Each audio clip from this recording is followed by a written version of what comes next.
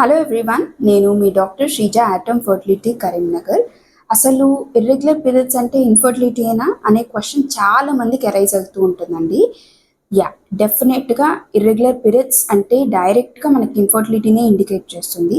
అసలు normal periods అంటే ఏంటి, అసలు పీరియడ్ సైకిల్ ఎంత వరకు ఉండొచ్చు? సో నార్మల్ సైకిల్ వచ్చేసి మనకి 21 డేస్ నుంచి 35 డేస్ మధ్యలో ఉండొచ్చు. సో 21 డేస్ టు 35 డేస్ మధ్యలో ఎప్పుడు వచ్చినా కానీ మనం నార్మల్ సైకిల్ అని అంటాము.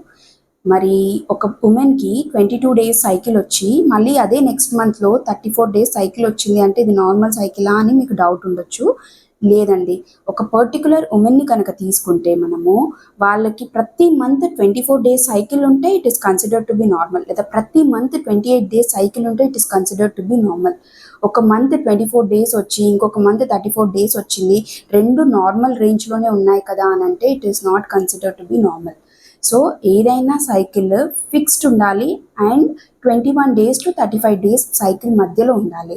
సో ఇది ఎక్సీడ్ 35 డేస్ ఎక్సీడ్ అయినా కానీ 25 డేస్ 21 డేస్ బిఫోర్ వచ్చినా కానీ it is considered to be irregular periods. And cycle మధ్యలో కూడా వేరియేషన్స్ వస్తే it is considered to be irregular periods.